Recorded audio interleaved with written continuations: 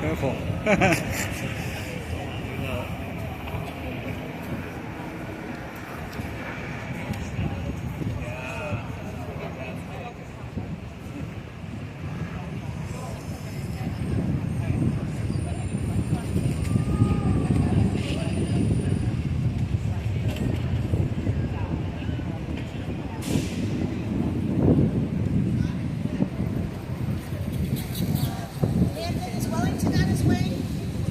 Maybe late.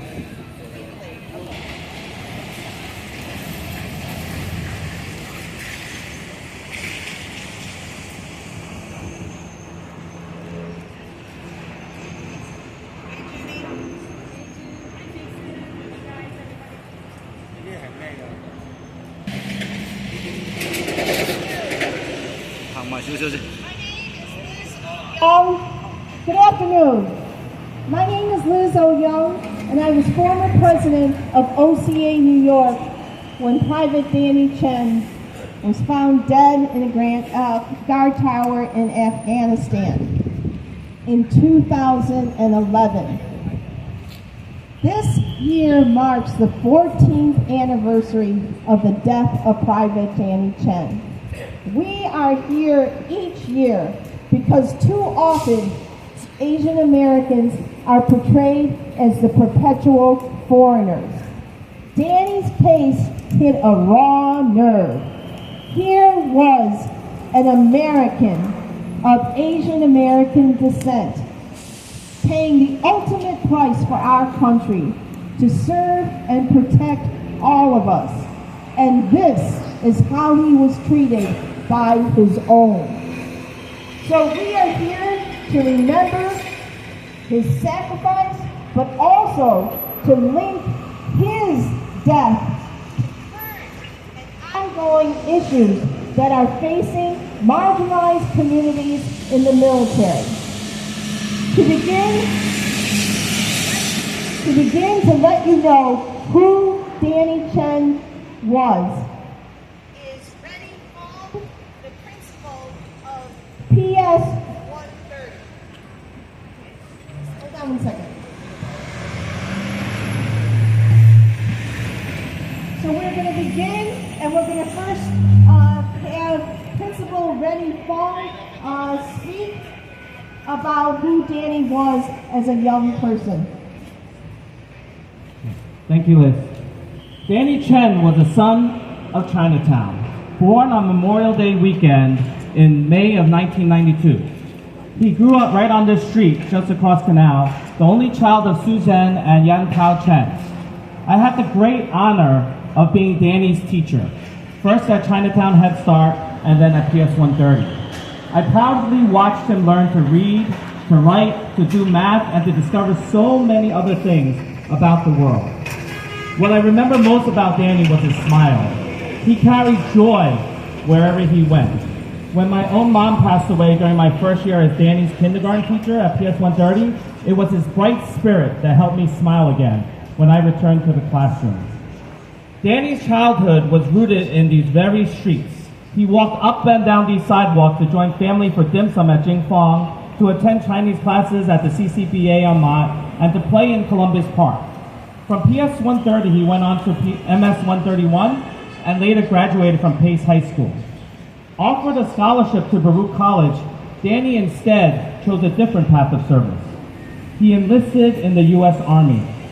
Like so many children of monolingual working-class parents, Danny was quiet and respectful with his elders, but playful and fun-loving with his close friends and his cousins. He was a typical kid of this neighborhood, filled with promise and deeply connected to his roots. What followed was a tragedy that none of us will ever forget. Danny never made it back home to Chinatown. His story is one of heartbreaking loss, not only for his family, but for this entire beloved community.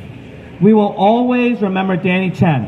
His life, his smile, and his sacrifice will never be forgotten. So Danny enlisted in the Army. He made it through 6 months of grueling boot camp in Georgia. In his February 12, 2011 letter home to his parents, after being in boot camp for a little bit over a month and a half, he wrote, "Don't worry, no one picks on me here ever because I actually try to do good here. I'm the skinniest guy and weigh the least here, but I'm not the worst at physical tasks, so people respect me a little bit for not quitting." A month later in boot camp, he wrote his family, "People here are leaving left and right now. Everyone is getting stress fractures and broken legs. All of the weaker people have either left or are going more for 30 days to heal. Now I'm the weak one left. Kinda sucks to be it, but whatever. I actually have some pain in my legs, but I'm saying screw it. I don't want to restart from day one. Being back on time is my goal." And he met his goal. He graduated on time from boot camp, and his family was there to see that happen.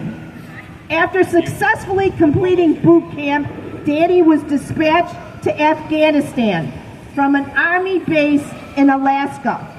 He was the last soldier to join the platoon that was dispatched together several months earlier. In addition to being the last man out, Danny was the only U.S. soldier of Chinese ancestry at this severely understaffed platoon. Danny wrote in a Facebook entry to his friend, "Being Chen and Chinese in this platoon is a no-go."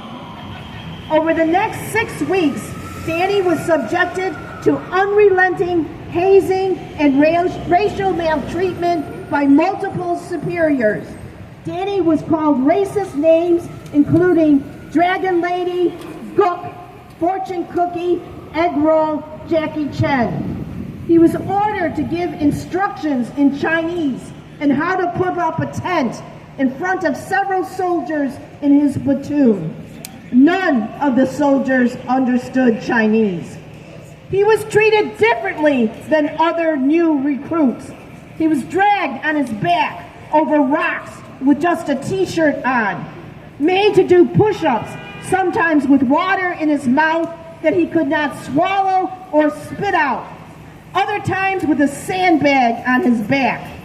With his teeth clenched, Danny was ordered to sit in a squat position while a superior kneaded him repeatedly in the thigh until he didn't fall over. He was made to clean a microwave lying on his stomach in order to crawl to a supervisor in a room full of soldiers. He was given excessive guard duty, 10-hour shifts, back to back, so he had little to no sleep, which made him prone to forget things.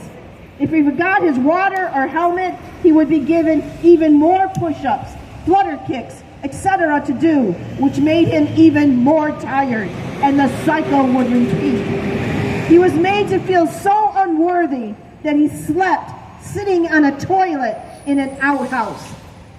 The day he died with a bullet to his head, they made Danny low crawl in full uniform in Afghanistan. heat over a rock-filled area the size of a football field, while superiors threw water bottles at him and another superior kicked him on his side to crawl faster. Landon, now we will tell you about the prosecution of the soldiers. Landon? Oh, okay, sorry. 1 second, please. Hi, my name is Rosie. I'm speaking representing Wellington Chen. 8 superiors were charged in connection with his death. 7 enlisted soldiers and 1 commissioned officer. The court-martial were held in Fort Bragg, North Carolina, from July to November 2012. All 7 enlisted superiors were convicted. The 1 commissioned officer, the head of the platoon, agreed to resign from the military to avoid a court-martial. The 8 superiors were convicted of a range of crimes involving hazing, racial maltreatment, assault, and the dereliction of duty. The most punishment of all 8 received was 6 months jail. Wellington attended the first court-martial of the Circuit Holcomb, and he was surprised that despite the evidence showing this sergeant of kicking his soldiers and smashing a television, all those videos were found not applicable and were not used as evidence. What also surprised Wellington was that the 8 convicted officers and they were in court. They were put in court separately, as if they don't know each other. Next we have Amy Chen, one of Danny's cousins. Remember, Danny was an only child, so his cousins were like his brothers and sisters. Amy? Hi, I'm Amy. I'm one of Danny's cousins, and I can't believe it's been 14 years already. The world keeps turning, and with time, Danny's story may be forgotten, a blip in our history. But for our family, no matter how much time has passed, we will never forget the pain that Danny experienced. We bring together the community every year to commemorate him. Danny was my first friend. He's only 2 years older than me, but I remember being like 4 or 5 years old, and I would believe anything he told me. A core memory I hold dear is of us running around the laundromat where my mom worked. He suddenly stopped to tell our parents that we were best friends when we grew up. And I wanted to be so much like him. He was funny, he was smart, and he knew all of these things. He knew addition, he knew fractions, he knew about the layers of the earth. The point is, I looked up to him, and he was and continues to be someone who influences a core part of who I am today. We can only hope that our resilience to memorialize him will serve to inspire advocacy for our soldiers in the military. When he told me about joining the Army, it piqued my curiosity for a while. And I thought it might be cool to join the military as a military medic. Clearly, the loss of my cousin has changed the trajectory of my future. Danny, we miss you. 14 years have gone by, and I still find myself thinking of him. Just wondering, how's he doing, and what would he do today if he had a day off? I've grown so much, I've experienced so much, and so many milestones that I wish he were here for. I want to thank you all again for taking the time to join us in remembering my cousin today. Let's continue to honor him by telling his story and protecting our soldiers. Thank you. Thank you, Amy. Next, we have Kenneth Wong, Commander, American Legion. Lieutenant PR Kim Lao Post, Chinese Memorial Post 1291, just down the street here from Canal Street. American Legion, Kim Lao Post, has been with us from day one. And we very much appreciate all the servicemen's service to our country. Thank you, Liz. Morning, everyone. My name is Kenneth Wong, Commander of the Lieutenant DR Kim Lao Post, 1291, here in New York City. I want to say something for Danny. Friends, family, and fellow community members, we have gathered today to remember, honor Private Danny Chen, born and raised in Manhattan's Chinatown. Danny was the son of immigrant parents who dreamed of a future defined by service and bravery. He could have chosen an easier path like attending college with a full scholarship. But he chose to join the U.S. Army, driven by a deep sense of patriotism. He was an American soldier, and he was proud of it. Danny's story, however, did not have the ending he or his family had imagined. After less than 2 months in Afghanistan, his life was tragically cut short, not by the enemy in combat, but by the very people he trusted and his comrades. He endured weeks of brutal racist hazing and physical abuse, targeted for being Chinese American. The injustice of his death sparked outrage and a cry for reform.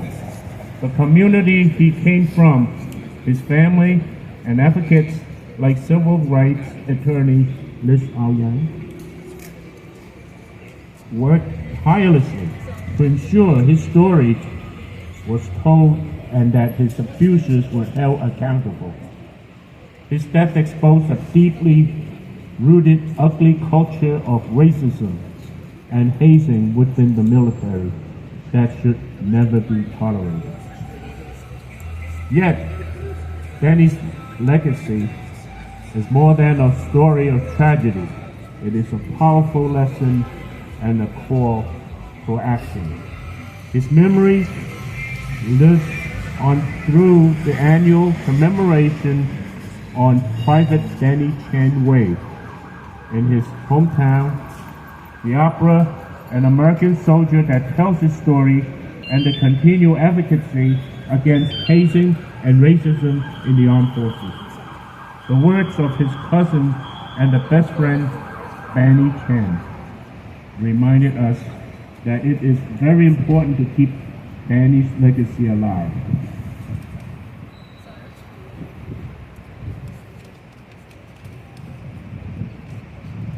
His passing left a hole in his family and his community, but his story has inspired a legacy of change. By speaking his name, we help ensure that no other service member has to endure what he did. Let us remember the bright, quiet, and hopeful young man who wanted to serve his country. Let us continue to fight for a military and a nation where everyone is treated with dignity and respect. Regardless of their background, today and always, we remember Private Danny Chen.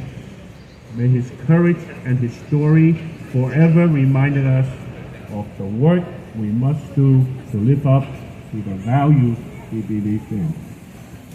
Thank you. Thank you.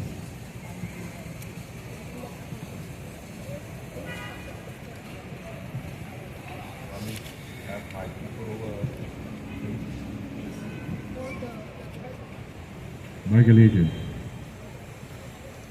Right feet. And salute. 1, 2.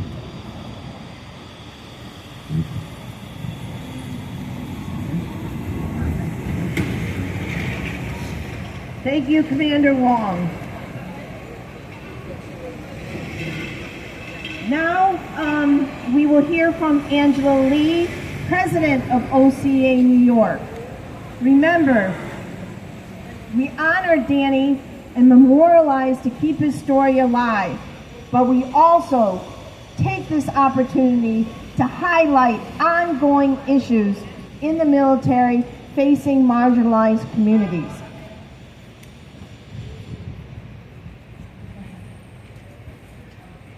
Each year when we gather, we commit ourselves to making sure Danny, an American soldier of Chinese descent, is never forgotten.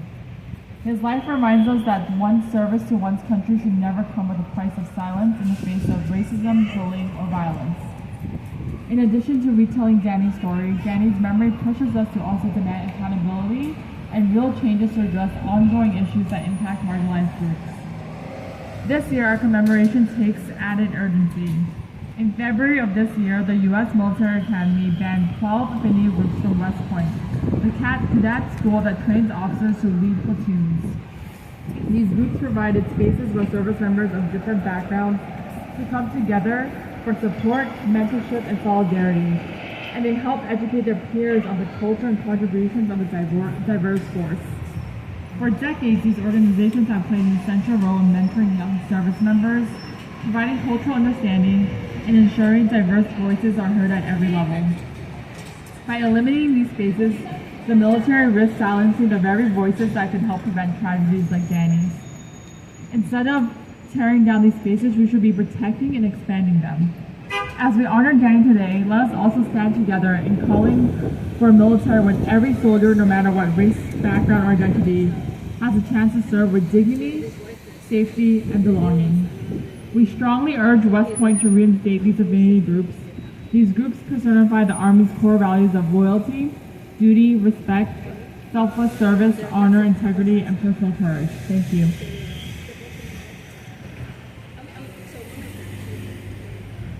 Next, we will hear from Banny Chen. Banny was Danny's cousin. They were the closest in age. And when Danny died, Banny was a college student.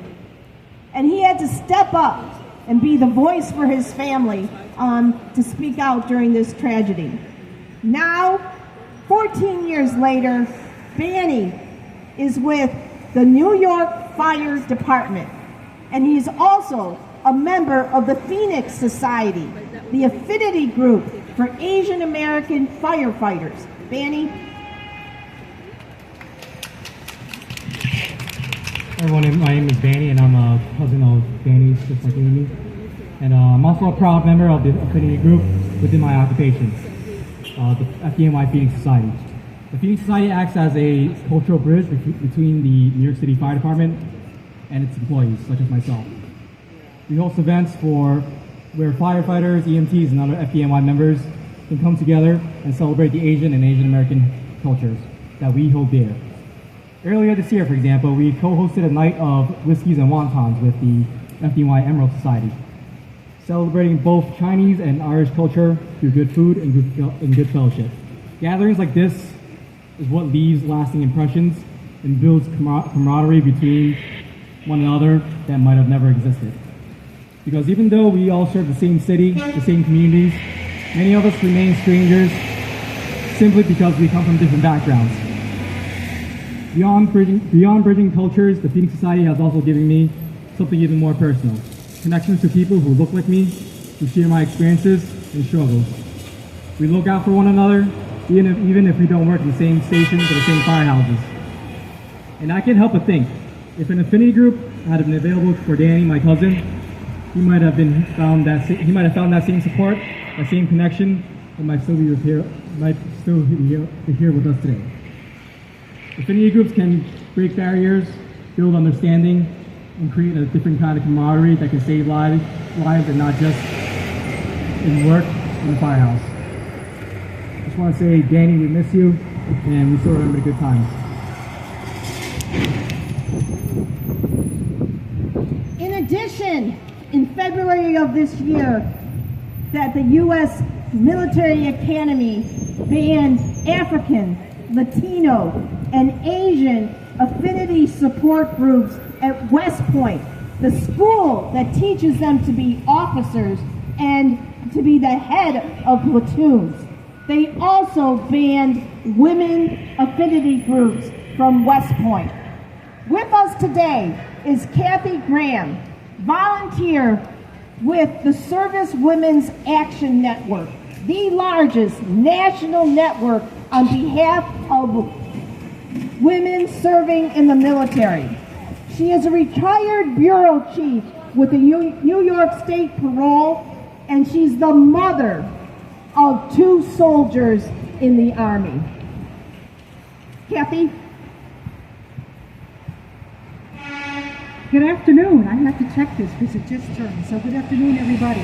My name is Kathy Graham, and I'm a volunteer, as listed, for the Service Women's Action Network, SWAN. SWAN is an agency working tirelessly to change the military and veterans culture to increase opportunities for women and to amplify their voices. As Liz also said, I've served in law enforcement for 34 years, and I'm the proud mother of 2 service members who grew up not too far from here. We are here today because removing DEI-affiliated clubs is unacceptable. Diversity, equity, and inclusion.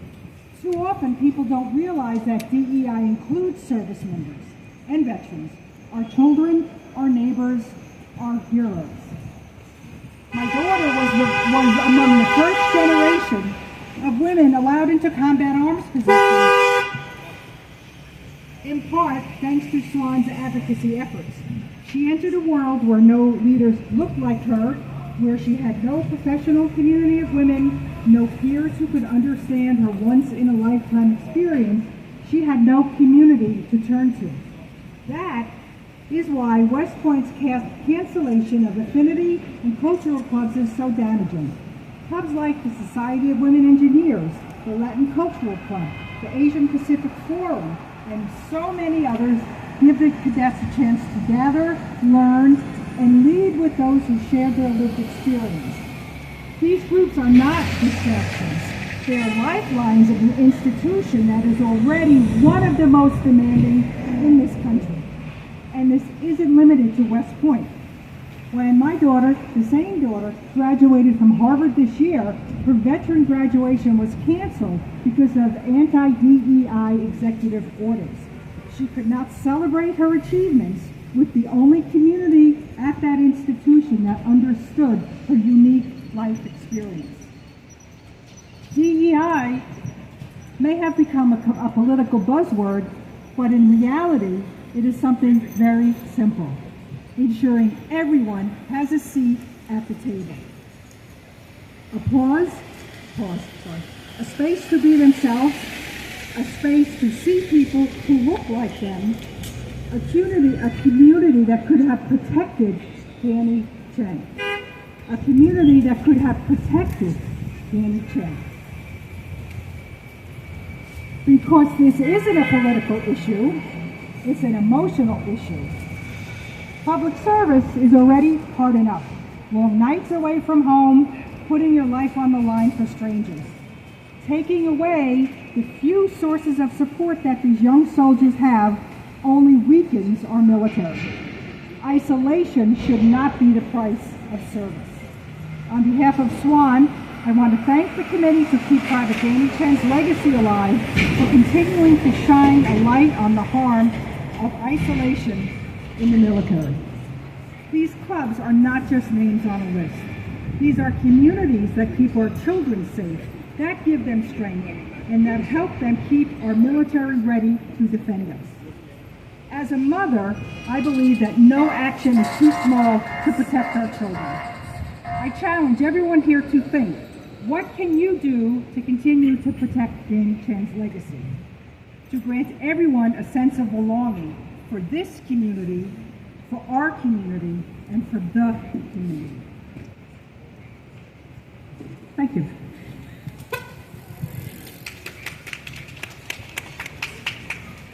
Next, in addition to African, Latino, Asian, women affinity groups, they also banned LGBT groups from West Point. With us today is Tanya Asafanza Walker, a trans veteran from the Caribbean Equality Project. Hello. I can't believe, what happened to Private Danny Chen. But can we say in unison or together, Private Danny Chen's name, please? Okay, I'm gonna start. Okay, I'm gonna count to 3. 1, 2, 3. Private Danny Chen. Thank you. Yes, I'm a veteran who served in the military in the 80s. And we didn't have diversity and equity and inclusion or affinity groups at that time. As a result, I was called the first girl in the Army, even though I hadn't transitioned, which set me up for lots of sexual assaults and violence and attacks. It was horrible. So I understand what Danny was going through. Danny should be here with us right now because he put his life on the line to serve this nation. Had there been diversity, equity, and inclusion, he might be here, or even affinity groups. He would have had somewhere to turn as a result of being hazed and harassed by members that he was serving with. And as a result of my harassment and punishment in the military, it destroys you. It makes you suicidal. You get depressed because there's nowhere to turn. When you're being sexually assaulted by other members of the military, and at that time, when I was in, there was no LGBTQ folks allowed in the military. Only thing they ask you is, were you gay? Or they didn't ask you were you trans or anything. Those terms weren't available at the time. But I didn't have anywhere to turn to. So I kind of understand the isolation that Danny felt as he lost his life at that time. And the people that aided in his death should still be in prison to this day. They should not be free. 6 months was not enough time. Danny, listening to his character and who he was, told the story about a young man who wanted to defend his country and was only abused and harassed and no longer here, killed because of the way he looked. And I want us to say Danny Chen's name again, Private Danny Chen, on the count of 3. 1, 2, 3. Thank you. Thank you, Tanya. Next, we have Fei Young Peng, membership in academics chair, Columbia University Asian Pacific American Law Student Association, the affinity support group at Columbia for Asian American law students. Good afternoon, everyone. We are gathered here today to remember and celebrate Private Danny Chen and to carry forward his legacy of courage and justice. I never knew Danny, but in his story, I see a familiar wish, the wish to prove ourselves to our country, to protect it and make a difference, and to at last shed our skin-deep foreignness and finally be accepted as American. It's a patriotic calling, one that led Danny to the military and myself and so many of my peers to the law. But these are difficult callings. They ask us to enter fields that have never welcomed us. The first Asian American law graduate, Hong Yang Chang, was barred from practice in his lifetime and was not admitted to the California bar until 2015, 130 years after his death. The echoes of that exclusion remain with us today, when we struggle to picture ourselves as leaders in our fields, whether that is judges, partners, professors, or officers, because we seldom see a leader that looks like us. What we face, in short, is a failure of imagination. This is where affinity groups come in. Law school, like the military academy, is a training ground for future leaders. APALSA's very existence brings visibility to Asian American students and lawyers, and it reminds us that we are worthy of being seen. It teaches us respect for our peers and ourselves, and courage to forge a better world. APALSA teaches us duty, service, and mentorship. The duty to mentor the next generations, to pass down institutional knowledge that we fought hard to gather, and to serve our community and the law with integrity. These are the visions that we must teach our future leaders. Whether they are called to the law or to arms, this is why the Columbia Law School APALSA Association stands with the committee to keep Private Danny Chen alive, Private Danny Chen's legacy alive, and urge the U.S. military academies to reinstate the affinity groups at West Point Academy. The true measure of our institutions lie not merely in their history, but in how they empower us to imagine and build a better future. Thank you.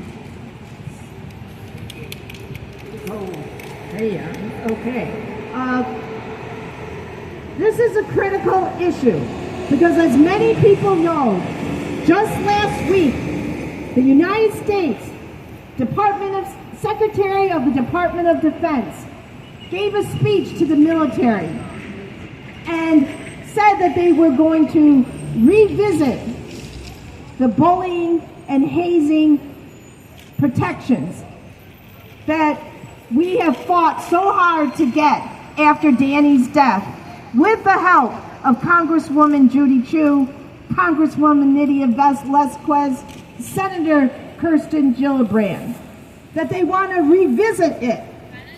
And let me just say, any weakening of those protections will put our children and brothers and sisters in harm's way who are serving the military. Today's commemoration could not be possible without so many groups who are here today supporting Danny, many since 14 years ago. Peggy Ng, former retired education director of Chinatown Head Start, will name those groups. Chinatown Head Start protects their own. Danny went there as a preschool student, and they are here today.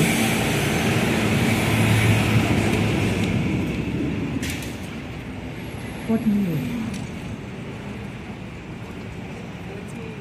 14 years. Before I continue my speech, Danny Chen is very special to me. He went to our school. I will never forget his birthday. Why? Because his birthday is same as my son, May 26th. I still remember he said to him, on Elizabeth Street, at the second floor, the first home visit. Danny, we miss you. Chinatown, Manhattan has strong community-based organizations and groups citywide supporting it. Together, they help make Chinatown resilient and fearless advocates for one of their own. We want to thank the co-sponsors of today's event, many of whom have been part of community to keep Danny Chen's legacy alive for the past 14 years. Thank you. Chen family. American Legion King Law Memorial Post 1291. Thank you.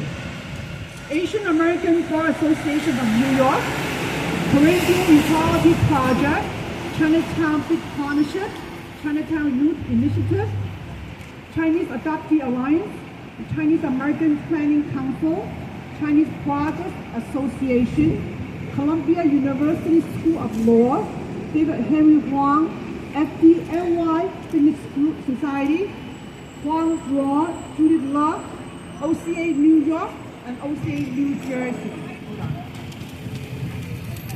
I hope I'm getting longer next year, right? This? Yes. OCA Rochester, Hudson Valley, Rotary Club of Chinatown, New York City, Registers of Peace, New York chapter. Lastly, thank you to my sewing line, director, who provided me with the number 14 on it, and also was done by one of former Pan de Forest, Chilam Ho, on Henry Street. I also thank you, Rennie. Rennie, where are you? Benny, I'm sorry, Benny. Sorry. So last Sutton, get in touch with him because the forest need help to put the wheat out last night. So we touched each other up, right? And finally, thank you, Benny, came out to Chinatown, helped Mr. Ho put up the wheat up last night. Thank you. Now we're about to close. Amy Chen, who you heard from before, is going to hit the drum 33 times. 33 represents how old Danny would be today if he were alive. So what we ask is for a moment of silence while Amy beats the drum, and then everybody quietly disband. Thank you, thank you, thank you so much for remembering Private Danny Chen, and we hope to see you next year. Next year will be the 15th year. It's going to be a big one. We have many things in plan, and we want your support. Okay, Amy.